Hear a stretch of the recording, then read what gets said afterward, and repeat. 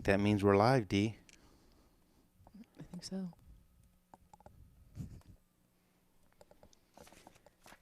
Are you ready? I'm ready. Are you ready for the debut? Let's do this. Hey, this is Eric from On Target and LAPD Firearms and Range. I'm joined here today by Dee, who is our training coordinator. If you've been in and around the store for any length of time, or if you've emailed us, chances are that you've interacted with Denisa. She does all of our coordination of training, does our one-on-one training and scheduling, and a lot of other things at the store. Sells a few firearms now and then. We decided today to do a Facebook Live. Just to help with the number of people who have purchased firearms from us and others over the last couple weeks that have been their first-time purchases. So we're getting a lot of questions that come through, and I know, Denise, you're on the front lines of that.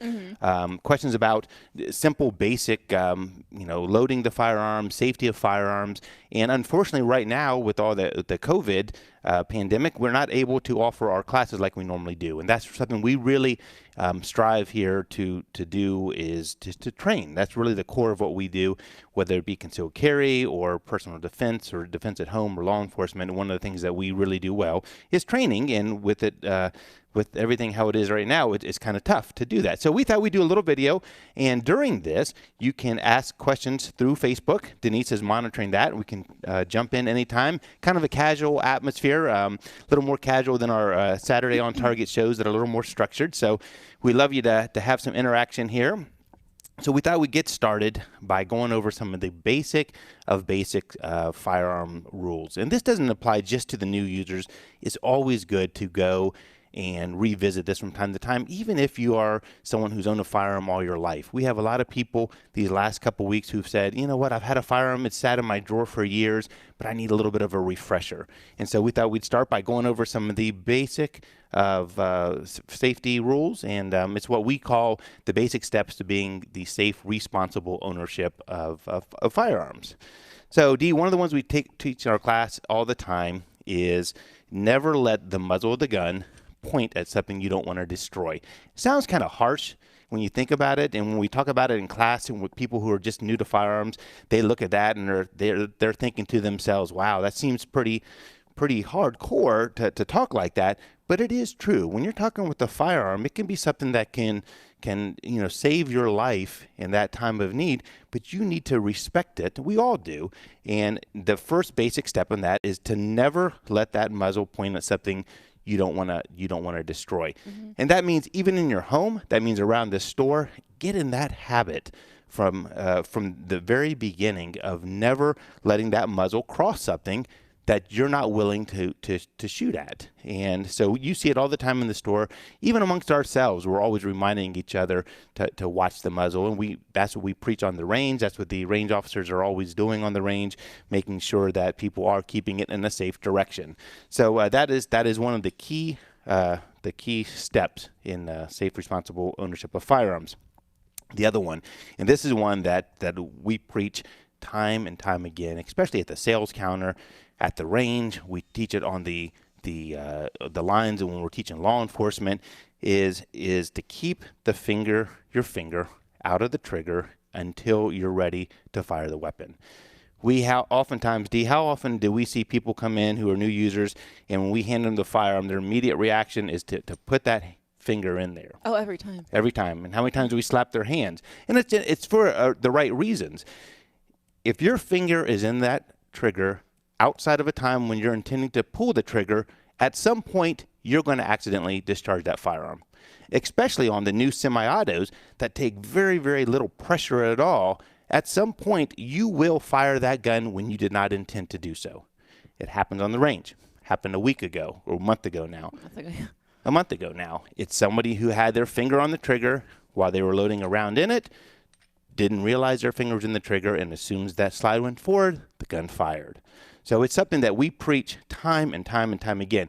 The neat thing about it is if you get in that habit, and you'll see all of our sales folks around here and our range guys, if you hand them a firearm, that finger, that trigger finger, will sit right alongside of it. And it will even get to a point where it will feel uncomfortable for you to put your finger in the trigger unless you're on the range. So for me personally, I mean, having grown up like that, it's hard for me to put my finger in the trigger other than when it's up on the range ready to fire. So, and that's the habit you want to get into. Mm-hmm. And so that's something we preach time and time again, is to keep your finger out of the trigger guard at all times, especially on these semi-autos, because it does not take much. If your finger's in that trigger and you pull that slide forward, there's a good chance you're going to fire the gun. And complacency in this. There is no error. There's no room for error. So you need to do this all the time without exception. We do it, I mean, even around here when we're passing firearms back and forth 100 times a day, our fingers outside of the trigger. The other one, another good safety tip, is know your target and beyond. This really comes into play when you're on the range, or maybe you're out at a family's farm and shooting your firearm. Whenever you fire that weapon, you need to not just be looking at the target what you're intending to hit. You need to look beyond that, because oftentimes a round will go through a target. Oftentimes you may miss the target. There's consequences for missing that. And we know that from a concealed carry standpoint, when we teach that, is that when you're intending to fire your weapon in that self-defense scenario, you need to be aware of everything else that's going on around you, because there's a possibility that if you miss your target, an innocent bystander could be hit. And so, as we say here, I mean, every round has consequences, and you are responsible for every round that comes out of that firearm. It is imperative that you know what's beyond what you're intending to hit.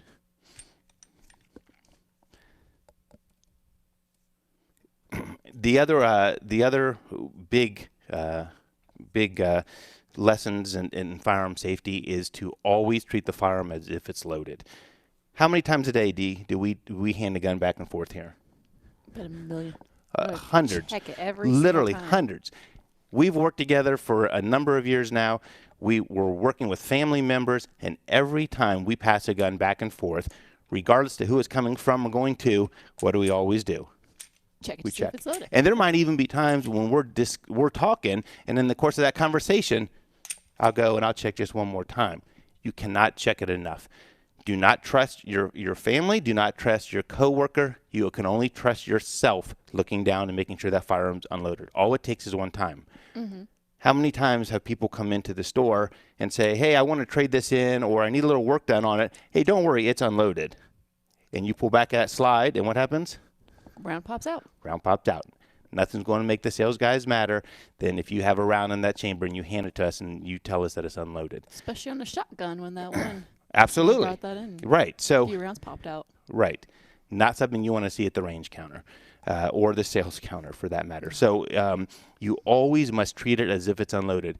There is never a time where you will see us pointing a firearm at one another. We always are respecting it as if it's loaded. It should be the same at home, the same in the store, wherever it is. As you're teaching your kids about firearms, we never allowed, even in a joking fashion, to have the kids point a firearm at each other. You just don't do it, and then that becomes a good habit to get into.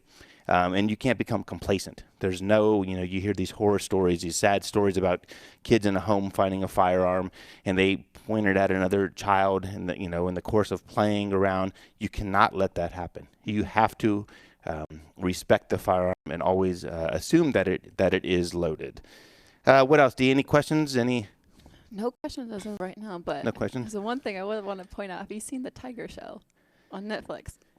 No, I have. No, someone talked about that. Yeah, it's so funny. You're holding a Ruger, and that guy was holding a Ruger, and he was like, well, it's a Ruger. It won't fire without the magazine in it, and he ended up shooting himself. Right, and that's a in the head. great point. When we get to talking about semi-autos, that is a great point, because I have heard of that video. Was that an actual video, or was that No, a it's part of the show? It's part of the show, yeah. Really? Yeah. Yeah. So that is a good point to make when we get to the to talking about semi-autos.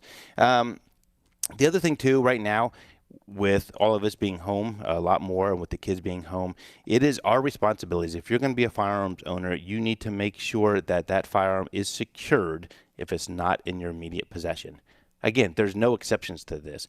If you're at home and you have kids at home and you have a firearm there for your safety and your protection, you can secure it in such a manner that it is still available if you need it in that time of need. There is no reason we shouldn't have these unsecured. It's also a big thing, and we talk about this on the radio show a lot, in your cars. There is no excuse to have your firearm unsecured in your vehicle, especially if it's in your driveway overnight and there for a thief to come in. If somebody steals your firearm or your concealed carry firearm out of your vehicle, rest assured it is on the street, and it is going to be intended to be used against your fellow citizens or your fellow law enforcement. you need to make sure it's secured at all times. There's a number of ways to do that, and we'll talk about that a little bit later, but it's something that will help you become a more safe, responsible gun owner. And like we said from the beginning, the more that you practice these safety tips, the more it's second nature. It feels odd for me to put my finger in the trigger. It's just second nature. You see customers who are new and who might not realize about keeping the muzzle pointed in the safe direction. But to us, it's second nature. And when you see that happen, it stands out because it's so contrary to how we interact otherwise. What other questions are you getting, Dee, just through our emails and stuff with some of these new owners? As of right now, no question. Just making sure that this is going to be posted for people that are working. And yes, it will be posted. It will be on our page, so you guys can take a look at it later. It's also going to be on a YouTube page as well.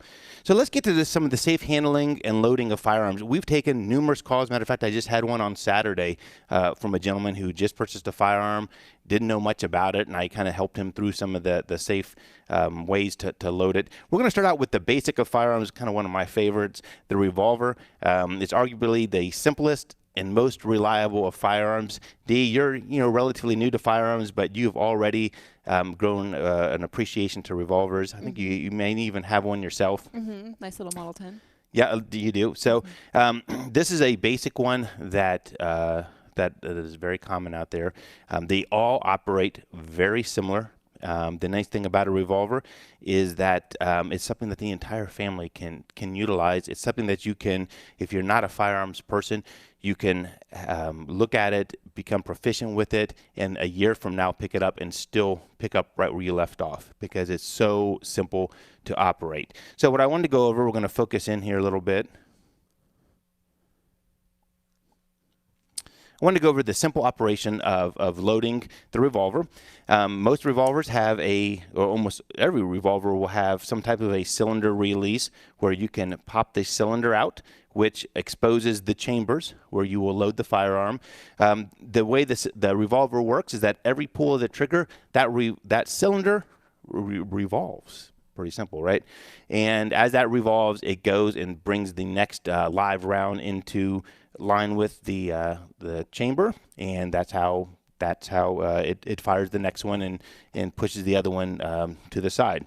We're working with what we call dummy rounds today, and so none of these are live rounds, just for demonstration purposes. Also great for home because you can try things and get used to loading it without using live ammo. So we're going to put the 5 rounds in here. Is that coming up all right, Dion? Yep. So when the 5 rounds are loaded on there, you simply close the cylinder, and that firearm is loaded and ready to go. It's simple with the revolver. All you do is pull the trigger, and every time you pull the trigger, it's going to work as long as you don't have anything obstructing that cylinder from revolving. It's going to go off every time. One thing I want to point out is that some of the revolvers you'll see will have a hammer. Some of the concealed carry ones now have the hammer is hidden, so it's a little bit easier to conceal. But most of them will have a hammer, and the concept of a double action revolver is that when you pull the trigger, the first action is that hammer going back, and then at some point it releases and goes forward, hence the double action, back and then forward. A lot of these revolvers give you the ability to shoot it in single action. And what that does, it takes the pressure off the trigger itself. So when you watch, if we were to put the hammer back ourselves, if you watch the trigger there, is that visible, D, on Facebook? If you watch the trigger, the hammer picks up a lot of the slack. So at that point now, to shoot this firearm, there's very little pressure needed. I will tell you, in a life or death shooting scenario, you're not going to cock the hammer back like in the movies. It's not going to happen. We don't recommend doing it because if you can imagine yourself in that scenario where you're protecting your family or yourself and your heightened alert or awareness is more than you'll ever experience, you don't necessarily want that hammer back where it doesn't take anything to pull that trigger. So even in a concealed carry or a home protection scenario, you're going to fire it in that double action, and I guarantee you when it's all said and done, you're not going to even realize the length of that trigger pull. So that's just something to remember. Don't get hung up. There's, in our opinion, the only time you're going to pull that hammer back is if you're at the range, you're there with friends, and you're trying to shoot the bullseye out or have an accurate shot. In a self-defense environment, unlike the movies, you're never going to pull that hammer back. When you have gone through all the rounds in the chamber, it's typically 5, 6. Some of the larger guns is 7 rounds. You simply open the cylinder up again, and you can dump the empty shells out. It's very simple. I mean, we recommend revolvers for many people, not just new shooters, but it's a great thing. You'll see a lot of police officers have these on their ankles still today because as a backup gun, if you have to go to that, you want to make sure that it works. So that is pretty much the basics of a revolver. Anything there, Dee? We do have a question. What about ammo storage life? What to look for and how to store? You know what? Great question. We see the funny thing is about ammo is if it's stored properly, so in a dry environment, as long as it's not in a very humid basement, it is going to go and store indefinitely. We have oftentimes JC, who's on the show with us on the weekends, he'll talk about having ammo from World War II, even back before that, and it will fire. Would I put that ammo in there for self-defense ammo to count on? Probably not. But more than likely, if the ammo was stored properly, it's going to work. And so it's treat it as if it would. Now, if it doesn't work, it brings up a good point. If you have ammunition in there, maybe it's a little bit older, and you pull the trigger and nothing happens, what do? Well, your first reaction is that, okay, I pulled the trigger, nothing's happening. Oh, it must be a bad round. There's also something that can be called that is called a hang fire, meaning it's delayed for a second. So we always talk about keeping that barrel pointed downrange for a few seconds. I think they say 30 seconds, just to give it time to fire in case it did. If it doesn't fire, then you can simply discard that at the range. It happens on new ammunition as well. We get ones where the primer might be bad, and so it just doesn't go off. And in the course of training, when we get back to doing training, you need to learn how to get through that and to get to the next round if you're in a life or death situation. There's no timeouts in that life or death situation, so you need to know how to get beyond it. The beautiful thing about a revolver is that you can just pull the trigger and it's going to go right to the next round. Semi-autos are a little bit different. You need to clear that round out of the chamber to get to another live round. But it's a good question. I mean, ammo typically does not go bad. You'll see that, that oftentimes law enforcement and concealed carry folks will want to change it out periodically just to be on the safe side. But for the most part, it's not going to go bad. Yeah. Any other questions, Erdy? Good right now. We're good. So let's evolve over to semi-autos. Probably one of the most popular firearms in recent years, just because of it allows you to add more capacity to the firearm. We talked about the revolver typically holding 5, 6, 7 rounds.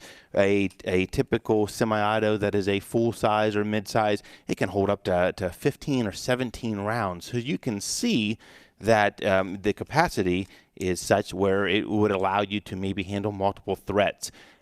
So there is some advantages. There's a lot of advantages to a semi-auto. The semi-autos of today are also manufactured in a way that trigger on it mimics the single action that we just talked about in the revolver. So it's very, very easy to shoot. And what that does is, if you can imagine, going back to the revolver, if you can imagine pulling that trigger and keeping on target, you're having to have that firearm steady on target the entire time you're pulling it back. Contrary to that, when you're in single action mode, it's easier for you to stay in target because it doesn't take much for that trigger to fall. The modern day semi-autos mimic that single action mode for all intents and purposes. So the trigger on the semi-autos is very, very easy to pull, which is a good thing for accuracy, but it really makes you have to to follow the basic firearms safety rules that we talked about at the beginning. There's no room for complacency to have your finger in the trigger of a semi-auto. We see people sometimes on the range when they'll go and they'll put a round in there and they'll have that finger in there, and as soon as that slide goes forward, you will fire the firearm. So let's talk about some of the basic features of the semi-auto. They all have a magazine, and the magazine is where the rounds are loaded into. We're again using dummy rounds here. So they are non.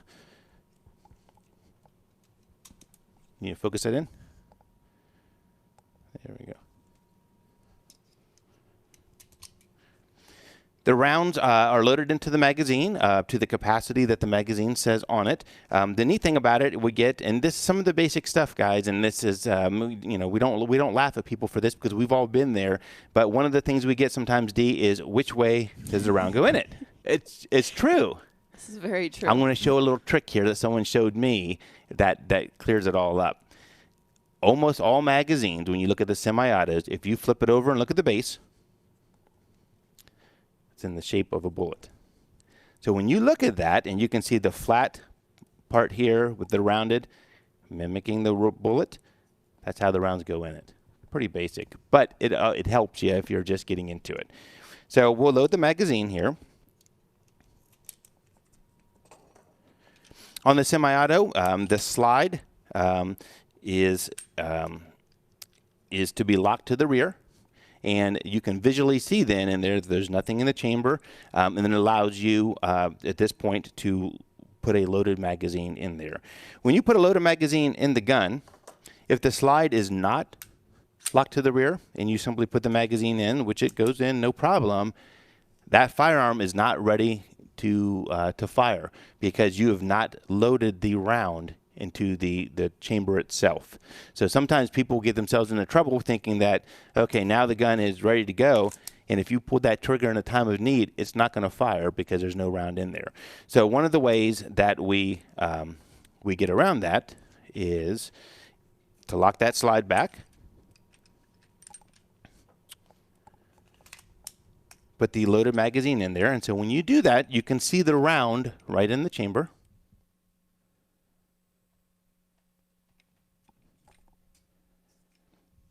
We still good there, Denny? Okay. You can see the round right in the chamber. Now, this is where people, and I just had a discussion with a gentleman on Saturday about this. When that slide goes forward, it's going to take the round out of the magazine and put it into the chamber. There's a couple of different ways to do that. You can just take the pressure off the slide, and it will go forward. That has put a round in the chamber now. Now the gun is ready to fire. The other way to do that is, and I'm going to unload it to get us back to the starting point here. The other way to do that is to use the slide release. We recommend using the slide release, and this is why. If you get in the habit of what they call slingshotting it, if you don't let that full force of that slide go forward on its own and you ride it forward, and this is what the gentleman was doing on Saturday, if you look at that, I don't know if you can see it there, the firearm did not go into battery. We didn't utilize the force of that spring to get the round into the chamber. Okay? So it didn't do you any good, and this gentleman was having a hard time loading the firearm that way. You're not going to hurt these firearms. The modern firearms, you are not going to hurt it. And so you need to let it, let the full force of that slide and that spring go and put the round in the chamber. Now, the firearm here that we have, I like it for new users. It's a Ruger SR9. This happens to be the 9C or the compact. This one is really neat because it provides you not only an external safety, but also provides you a loaded chamber indicator. And what that does is it tells you, as the user, that there is a round in the chamber. So it allows you to do two things. One, know that it's ready to go. And two, one of the things that we see with people who have semi-autos who are new to firearms is they will take the magazine out and think that, oh, the gun's safe. When in actuality, there's a round in there, and oftentimes the gun will still fire even with that round in there. And Dee, you were talking about that. Go ahead and explain that again, what the gentleman was saying and about the magazine disconnect. So basically, he thought that it had the magazine disconnect, which some firearms, they do have that, which means if you take the magazine out and there's a round in the chamber, since the magazine is out, if you pull the trigger, it won't go off. That doesn't mean that every single firearm is like that. So in that instance, in the Tiger Show, if you guys have seen, that was not a magazine disconnect. He did take the mag out, but there was a round in the chamber, and it did fire when he pulled the trigger. And that is, it can change even between manufacturers. So you can't blanketly say that all Rugers have a magazine disconnect, or all Smith & Wessons or all Glocks have a magazine disconnect, because it changes within it. And the reason for that is the magazine disconnect was thought to be an extra safety. So if you were struggling with a bad guy, and if you could drop your magazine and the gun didn't fire, the thinking was if the bad guy got the firearm, he couldn't fire that round in the chamber. There's an argument the other way as well. If you're struggling with that bad guy and your magazine gets disconnected and you need that round, it's not going to fire as well. So there's a couple different trains of thoughts on that, but you always, it goes back to what we first said, always treat that firearm as if it's loaded. And the nice thing about these is you can actually see in this particular model a loaded chamber indicator, letting you know that there's still one in that chamber.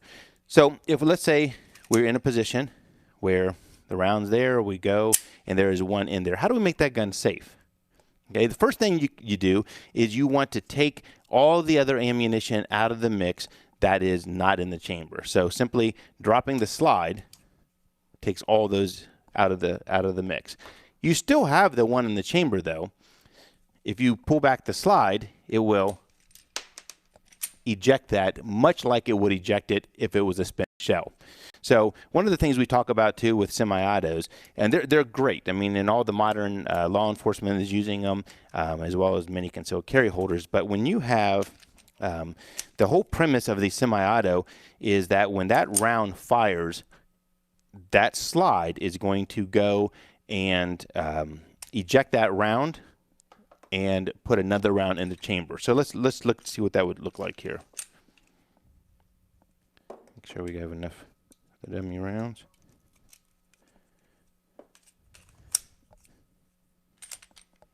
Okay, so now we have one in there. You fire the gun.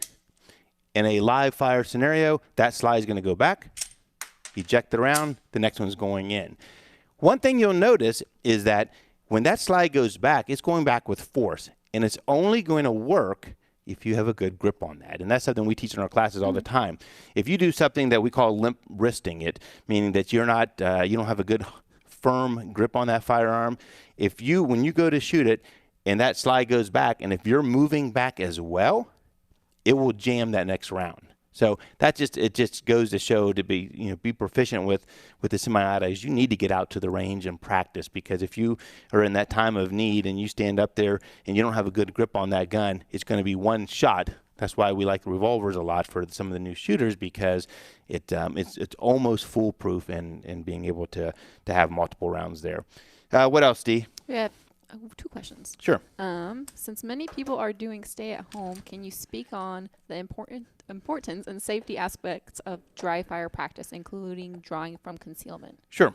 So great thing. Dry fire is where you practice with your firearm with snap caps or dummy rounds. They're not cheap, but they last, and they're a great thing to do when you're at home and you have some time. Still maintaining the basic fundamentals of firearm, pointing it in a safe direction. But the snap caps do allow you to do some neat things. So as you see us here loading it with this firearm, it also gives you the ability to, if you put one in there, to feel what your actually trigger feels like in dry firing it. So, sometimes people will point at an inanimate object in their room and get their sights lined up and then slowly pull the trigger, and you get the sense of what that gun's going to feel like if you were to go to the range and pull the trigger. So we're big fans of dry firing it. As long as you have snap caps in there, most of the modern guns, you could probably do it even without it, but it's a good idea to have it in there to capture the firing pin. Now, when you look at some of the old revolvers, you certainly want to make sure you have snap caps in there, because the hammers on some of these old revolvers, some of the ones we like, the firing pins are real tiny there, and if you dry fire that too much, you might get to a point where you start to break those off, depending on the firearm and such. So snap caps are a great thing. They're a great training tool. We use them all the time in the classes. We hand them out all the time. Yes, ma'am. One thing that one of the instructors have taught me with anticipating is to put a snap cap on top of the slide. And this is obviously for semi-autos, but that has definitely helped me with like anticipating and like making sure like I'm going to be like not jerking or anything. So if you balance a snap cap right on top of the side. So great point. When you get on the range, when we get back to having an open range, and you get on the range, and if you find yourself anticipating the recoil of the firearm, like Denise said, there's a great way to, we'll show you here. There's a great training method we use sometimes where we'll load a snap cap or dummy round into the live magazine. And so we'll see somebody who's up there shooting, and they get to a point where there's a snap cap, and oftentimes we'll see this. And it was a dummy round. And it illustrates that they're anticipating their round, which we've all done before. What Denise was saying, which is kind of neat, is you can put a dummy round or snap cap on there and practice lining up your sights as best you can and firing the gun without it moving. Because then you've shown yourself that you're not anticipating. But it's a great thing. It's a great little tip and tool that we do all the time at the range. Something else too about semi-autos, we talked briefly about the manual safety. Contrary to what a lot of people think, a lot of these modern day semi-autos don't have an external safety. And at first, you might think that, wow, man, how can I buy a firearm without a safety? Well, remember the golden rule: keep your finger out of the trigger. I mean, that is, by all means the biggest thing to keep yourself safe. One of the disadvantages of a safety is that you need to practice with it. So, for instance, in this firearm, it does have an external safety. Red actually means fire. If that is up, and this is the state that you keep your firearm in all times, you need to make sure that you go to the range and practice that the first thing you're going to do is take that safety off. And so there's methods of doing that. I mean, as you grab the gun, you put it down to take it off. But it's something that you do need to practice with. And I think like the person had asked about drawing from concealment and so forth, if you have a firearm on safety, with a safety, you need to make sure that when you draw it from concealment, that your first step is to take that safety off. So it's just part of the perishable skills that you need to go through and become proficient with in order to make sure it's there when you need it. And that's the whole key, is to making sure the firearm is there in a ready position and that you're comfortable with it when you need it. And so that's a great thing to do at home from a concealment standpoint. It's also a good point to make that a lot of times, and we're all guilty of this as well, how many times do you carry a firearm? How often have you drawn from your position of concealment and fired your gun? I mean, it happens. Yeah. We all carry the firearms, and until you're on the range in some of these classes, and we say, okay, where do you carry? Oh, I carry appendix. Okay, now there's a threat. What are you going to do? And you find yourself fumbling. Mm-hmm. I mean, you're like, oh, geez, I can't get to that like I thought I could. So that's all good practice. That's all stuff that you need to think about. In law enforcement, we're constantly going over scenarios. You're constantly anticipating. What happens if I fire and the round doesn't go off? How do I clear that? What happens if, a number of scenarios, but you need to start thinking through those, because they teach us in law enforcement that if you are in that position, it's not going to be the first time you've been there. So you're in that gun battle, you're in that fight for your life, your adrenaline is off the charts, and all of a sudden you hear the click. Do you know how to clear through that? You can't say time out, wait a second, my gun's jammed, can we hold off? You need to click through that. And so often you'll see people, that flight or fight mentality, that they will turn off. And that's when, we talk about in our situational awareness classes, the different levels of awareness. And that's when the people go to that phase where they shut down, and then they're in trouble. So any other questions there, Dee? Question: any chance of discussing long-term storage of long guns in a safe, like long-time guns he inherited from people and everything? Yep. So one of the things that the the thing you have to watch for in long time storage of any firearms is the big thing is the moisture. So if you have them stored, let's say in a basement, you need to make sure you monitor the humidity in that basement. Make sure it doesn't get above a certain amount. I like to have a thin layer of oil on my firearms. I put them in. There's different cases you can get. We sell a silicone sleeve that's inexpensive that kind of keeps the silicone up against the gun to keep the moisture away from it, and take them out periodically. The worst thing you want to do is have, grandpa's, double barrel shotgun that's come down and passed down to the generations, and now you haven't seen it for 4 or 5 years, and you pull it out and it's rusted. So I always, like I said, I keep a thin layer of oil on mine personally. There's many different things out there. I like to use rim oil. The Hoppy's oil has been around for 100 years. That's a good one too. Keep that thin layer on it, and you'll be amazed at how the longevity of it is.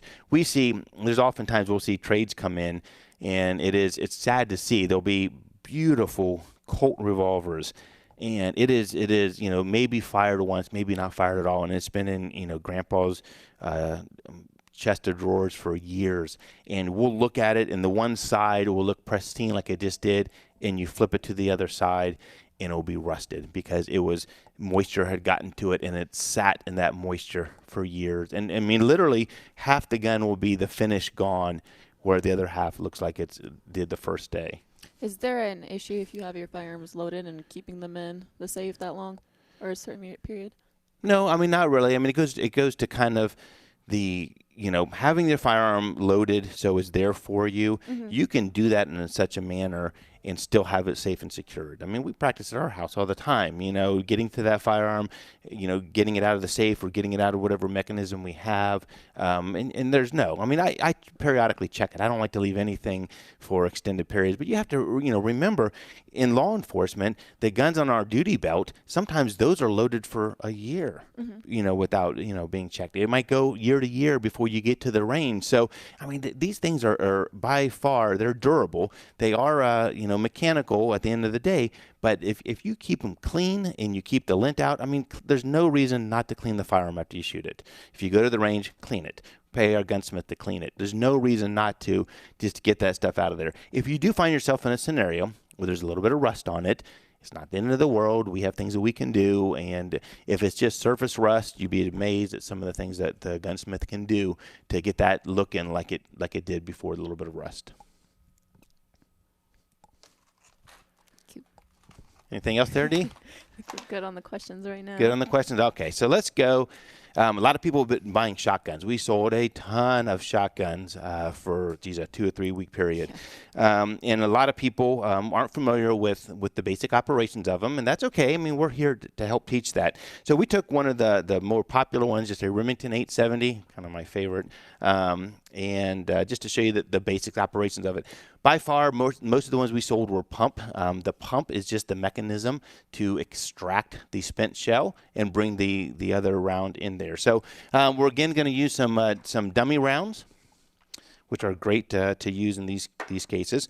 In the pump shotgun, to load it, you always have the slide forward. Thanks there, Dee. You have the slide forward. So right now with the slide back, you'll see the chamber is open. So you want to put the slide forward. You want to ensure that it is on safety. So almost all of these shotguns will have some type of a safety mechanism. For the Remingtons, it's a cross bolt safety. If you can see there, it's showing red when it's on fire. Simply push it through, and it is on safe. For Mossbergs, they're up on top, and it's very intuitive. It's easy to see. And for other shotguns, they usually are in a position where it's very easy to pick up on it. So now we have this on safe. We have the slide forward, and now we can load a couple rounds in it. This particular one, by going through here, you have access to the magazine. So the magazine tube sits right under the slide itself. By putting the round in there and sliding it forward, you're going against a spring, and you can load it up to the maximum capacity of that magazine tube. You'll see different ones out there. I think this one holds 3 in the tube. There's definitely ones with extended magazine tubes where you can hold probably 6 or 7 depending on the shotgun itself. So we're just going to put 2 in there right now. And so just like in the semi-autos, just because they're in the magazine tube does not mean this is ready to go. You still need to get that round into the barrel itself. And the way you do that, when this is locked forward, all the shotguns have some type of a slide release. So in this one, I don't know if it's visible there, D. We're good. Okay, so this one, there is a slide release here, and what that does is it allows the slide to release. Yeah, that's good, D, isn't it? The slide release. So as this slide releases, you'll see, and if we do it slow enough, as you pull this back, it's going to eject a round into that chamber. So I don't know if it's visible in there on Facebook, but now there is a round in there ready to be loaded into the barrel itself. As you put the slide forward now again, it actually put the round in the chamber. Came across good? Okay. So now we have one still in the magazine, and we have one in the chamber ready to go. So now this firearm is in a position where it's ready to be fired. We do have the safety on. And this is, a lot of times people will store the firearms at their home in a position where they have it in the magazine tube but not in the chamber, because you could see how quick it is to load that.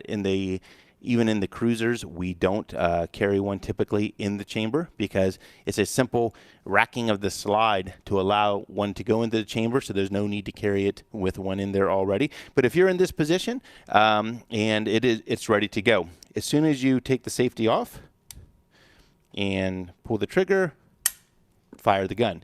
At that point, it's up to you, the user, to put the next round in there. So I'm going to rack the slide, because now that the round is fired, it automatically releases that slide in anticipation of you pulling the next round out of the magazine. So hopefully this doesn't hit you. So it ejects the spent shell. The new shell is ready to be put into the chamber. As soon as you go forward, it's ready to go. That's the simplicity of the shotgun. Now, when you watch any of the movies, you always hear how intimidating the shotgun is, and that's just the racking of the slide. Everyone knows that is, if you're racking the slide, you're putting around in that chamber, there's an intimidation factor that goes along with that. So let's say you're in a position where you've put one in the chamber now, and we're going to throw one back in the magazine tube, and now the threat's done, and you need to safely unload this. So just like we did with the semi-autos, we want to take all the extra rounds out of the mix here. So with the safety on, if you push this forward, all the shotguns have a mechanism for taking rounds out of the magazine tubes. Now, I will tell you, depending on how new the gun is, sometimes it's not always that easy to take it out. But you can take them out. You still have that round in the chamber, though, and this is where people get in trouble, because if we took the safety off right now, the gun would still fire. So in this case, that slide is locked because the round hasn't been fired yet. We use our slide release again. If you push that, it will eject that live round. So now you can visually see there's nothing in the chamber. If you push this forward, you can see there's nothing in the magazine tube as well. Do you think that the shotguns are the best weapon for home defense? It's funny you say that. We've talked about that a lot on the radio show. It is certainly one of the most intimidating, because when you hear the racking of the slide, it's pretty intimidating. As far as the best for home defense, there's good and bad about it. If you look at what people typically load in their shotgun, the neat thing about the shotgun is when you load that round, there's typically more than one round in that shell. So in shotgun shells, you can get a slug. So that is one round, much like what you would see coming out of a semi-auto or revolver. But what's more popular is multiple rounds within that shotgun shell. Sometimes it's referred to as double lot buck. It can be pellet. It can be a wide variety. So you can buy shotgun shells that are down to the size of a BB and is packed with 100 of them in there. You can get some that are double lot buck that has the equivalent of 8 or 9 .32 caliber rounds in there. So if you can imagine then, from a home defense standpoint or from any defense standpoint, if you're firing that in a self-defense scenario and you're uptight and you're worried and stuff, you have that many more opportunities to hit the target. The downside of that is the typical 12 gauge shotgun is going to go through walls, it's going to go through drywall, and you really, really have to be aware of your target and beyond. That's what we talked about at the beginning. You have to know that if the kid's bedroom is on the other side of the house, if I'm firing in that direction, there's a chance that one of these pellets is going to miss the target and it could go through a wall. So you need to take that in consideration. One of the things that we talk about is, a lot of people will go to the 12 gauge shotgun. It's it's iconic, but there's other calibers or there's other gauges that are a little bit more manageable, especially for home defense. We sold how many 20 gauges? Several. I mean, in 410. So if I'm the bad guy, I don't want to be up against it or be looking down the barrel of any shotgun because I know what's coming out of it. So you don't necessarily have to go to a 12 gauge. It's kind of funny when we did the radio show on Target Saturdays at noon. When we did that, we went through some studies on what is the best round for home defense, and believe it or not, the popular AR or the 223 round has a lot of good properties for home defense because it tends to not go through walls as much as a shotgun slug or a 45 caliber full metal jacket. So there's a lot of good properties there. But having a shotgun for home defense is, certainly we all have them. They definitely serve a role. They serve a role in law enforcement too, just because of the intimidation and the devastation. If you take it to the range, you can see how devastating a shotgun is. So it's definitely something we recommend. And one customer did actually point out a good point. You do have to find the best ammo for your shotgun. Every gun is different, but yep, you're absolutely right. I mean, it's we have how many shotguns do we sell to people in apartments recently, and that's okay, but you need to realize what your limitations are. And in my house, we've walked through, and I know what's the line of fire pass. I know that, okay, I can safely fire in this direction. I know what the neighbors are there. I know the kids are not close to that. So, you need to think about that. And there's some great shotgun rounds out there now. The Winchester makes a PDX series that we really like. It gives you kind of the best of both worlds as far as a slug. So there's one larger round in there, but multiple other smaller rounds. So the intent there is that you're going to hit the target with that slug, and then the other rounds too are going to be in the general vicinity. So there's a lot of good rounds out there that we typically carry for that. Absolutely. What else you have there, D? Anything? Good. Feel free to ask questions, guys. That's what we're here for.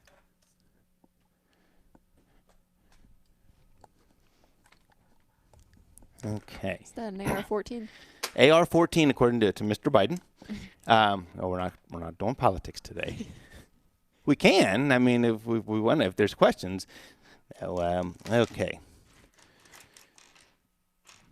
So one of the most popular sporting rifles, actually it is the most popular sporting rifle now, is the AR-15 rifle. Contrary to popular belief in the media and with some politicians, it does not stand for automatic rifle. It does not stand for assault rifle. It stands for Armor Light. And it was their 15th model. Imagine that, the AR-15. They also had the AR-10, which is a kind of a 308 version that came out before. So the AR-15 has become enormously popular because it is so easy to operate. It's so easy to shoot.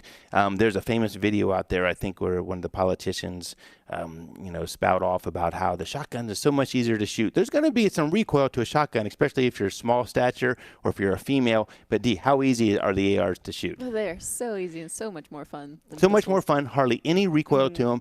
They're loud, they're effective, and they allow the shooter to be very accurate. We can take a new shooter on the range and with very little instruction can show them how accurate they can be with the rifle. That's why they're popular. So, and it also allows you to do a lot of customization to it. It's kind of like the Harley Davidson of firearms. You can do all kinds of things with the stocks and the barrels and stuff. So that's why it's become popular. So we sold quite a few in these last couple of weeks. So we wanted to go over some of the basic functionality of them.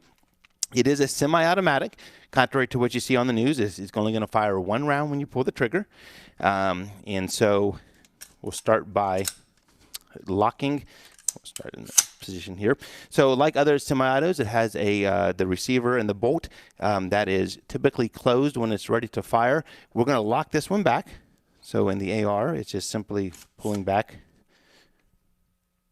on the charging handle.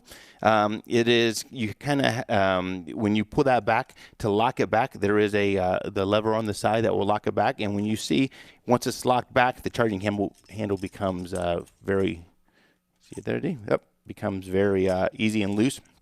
You can put it just in there just to store it. So now that is locked back. You can visually look in the chamber, make sure nothing is in there, and we're ready to load the magazine. So I'll let you, can you hold that 1 second there? So again, using dummy rounds, we're going to load the magazine. And AR magazines are very easy to load. You simply just push down from the top and they snap in. The magazines are inexpensive, and the neat thing about them is they hold multiple rounds. So the common one holds 30 rounds. We've loaded a couple of the dummy rounds in there. So just like we've done on the other semi-autos that we've talked about, when you put that magazine in there, you can visually see the rounds in there while that the bolt is back. To load this then, you can either take the pressure off of this, but we like to let the bolt use the full force of that. And so on the side, we will hit the lever there, and that puts a round in the chamber. Much like every other semi-auto, if you, as long as that round's in the chamber, it is live. That gun is going to fire. So you need to make sure that if you drop the magazine out, and there's rounds in there, there is still a round in there, and if you took this off safety and fired it, it's going to fire. So you really have to make sure that you check the chamber when you are going through unloading it. So let's put the magazine back in. We know that there is a dummy round in the chamber right there. ARs are super easy. It is a safety and a fire position on this. You can see a simple flip up of the switch there. Like every other semi-auto, if it's on fire and you pull the trigger, the firearm itself is then going to eject that spent casing. Oh, and it's going to pull the next one off the magazine automatically. It's going to happen so quick you're not going to even know that it happened, and that is why it's so easy to use. It allows you to adjust the stock to your length of pull, the wide variety of sights on it, but as far as loading it, it is super easy. To unload it, we'll do it much like we did some of the other ones. Take the magazine out, take all the extra rounds out of the mix, and by simply pulling back the charging handle, it's going to eject that round. We always like to lock it back just so we can visually see it. So if we're passing it between each other, that we can have a visual cue on that the firearm is safe. What else, D? Preferred AR for home defense. You know what? It's funny. As long as we say here, as long as you stick with the name brands, and there's a lot of them out there right now, Smith & Wesson, Colt, SIG, Springfield, as long as you stick with those brands, you will not go wrong. We rarely ever see an issue with ARs.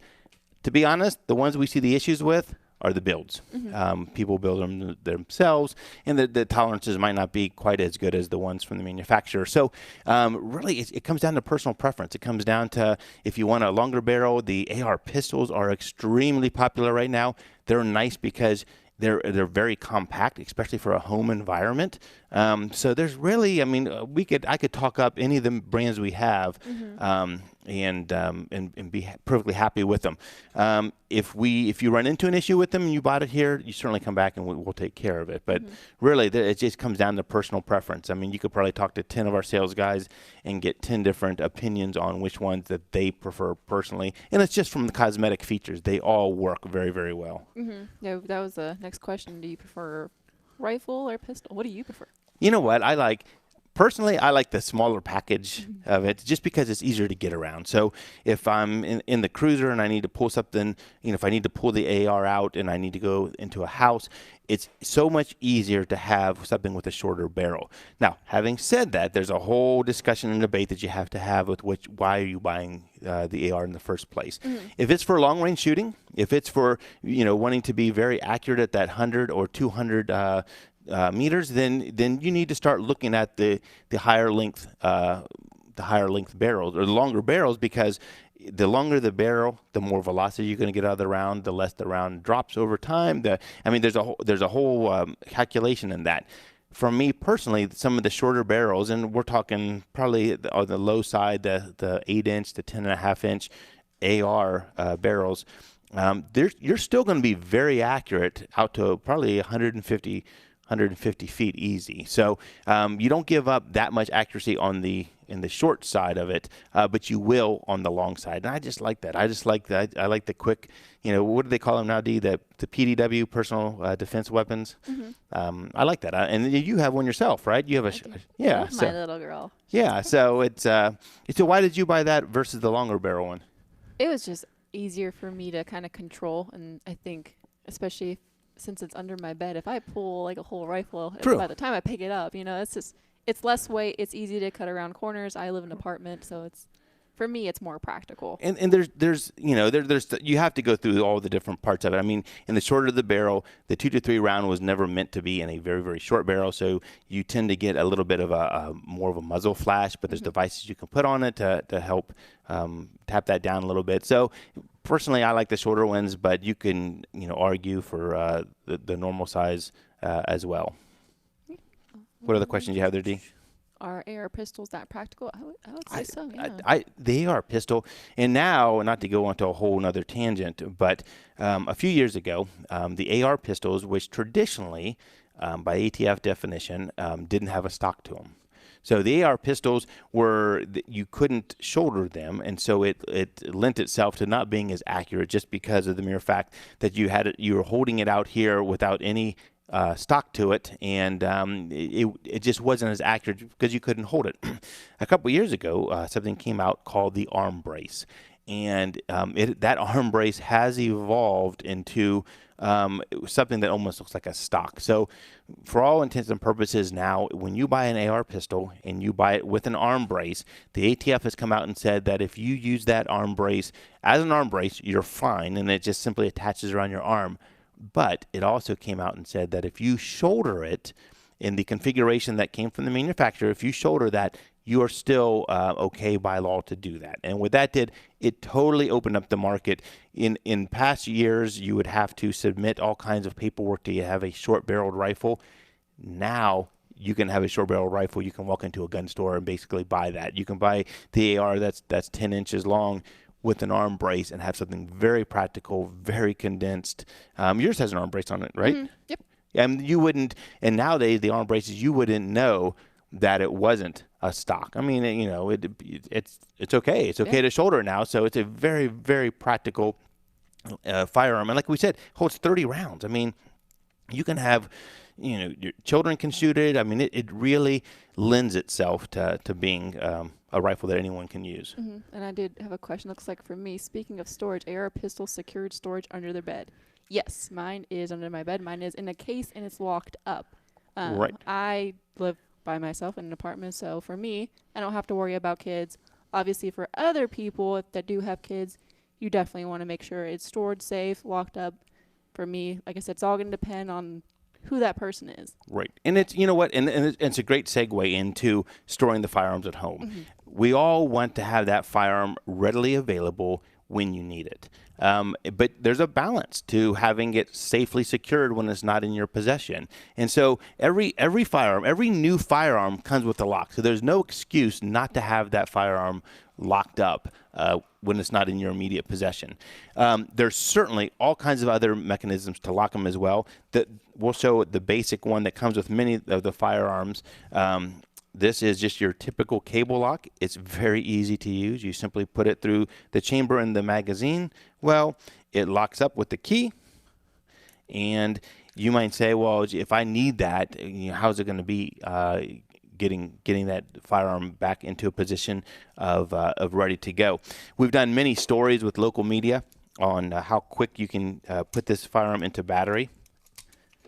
And so if you have a loaded magazine in another location, your firearm is locked in a manner such as that, it doesn't take much to put the key in there, pull that out, have the magazine close by, and you're ready to go very quickly. With a little practice, it's even quicker than that.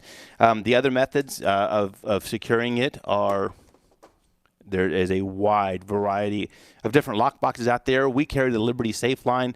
For us, they've been the most reliable from a security standpoint and from a longevity standpoint. Typically, you'll see them in 3 different levels. This one here is just a normal key. So you're going to have a key that you're going to need to put someplace where you can get to it. The next step up from this are ones that are open from a push button. So through a series of numbers, you just hit the keypad on it and it pops it open. Very nice, very easy to use. And then the third one, and Liberty Safe does these very well, are a biometric ones. And they store, I think, 15 fingerprints now.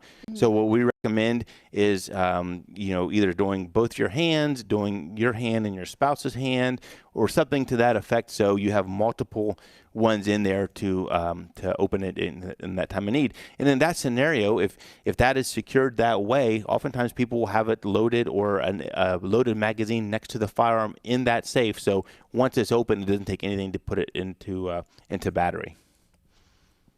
Anything else there, Dee? Looks like we've answered. Yes, we do. Oh, we do have snap caps for purchase. Almost in every single caliber. If you guys are needing some of that. Right. So let's talk about purchase for a second. I know it's a little bit off track, but in this time of challenging times, our range is not open, but we are still open for business for firearms purchase, for ammunition. We have tons of ammunition. We're limiting it, the purchase of it, to a couple boxes per caliber, just because we're not sure what's coming down the pike, but we have a lot right now. If you go to our website, just lepd.com, super easy. On the top right-hand corner, there's something that says COVID update. When you click on that, there is a listing that Dee and I keep up almost daily of what we actually have in stock in regards to firearms. So you can look at our used firearms list, you can look at our list of Smith & Wessons, all the different manufacturers, and see what we have right there. At the bottom of that page is also a contact page. And if you fill that out and you say, hey, I'm looking for this particular firearm and I need snap caps, we'll get that ready for you, almost like a curbside pickup. And then if you stop by during our open hours, which currently is Tuesday through Saturday, 11 a.m. till 4, you ring the doorbell at the range, and we're letting in 1 or 2 people at a time to make sure we maintain the social distances, and we can process your paperwork for the firearm, we can get you the ammo, we can get you your snap caps, and get you all set up in that regards. As far as training goes, unfortunately right now there's nothing in the pipeline. We're hoping to get back to it in May. We might do a few more videos as people ask along the way, but it is something that we're big on, and we can't wait to get back at it, because we know there's a lot of new shooters out there, a lot of people asking about concealed carry, and so we're eager to get back to doing that. Absolutely.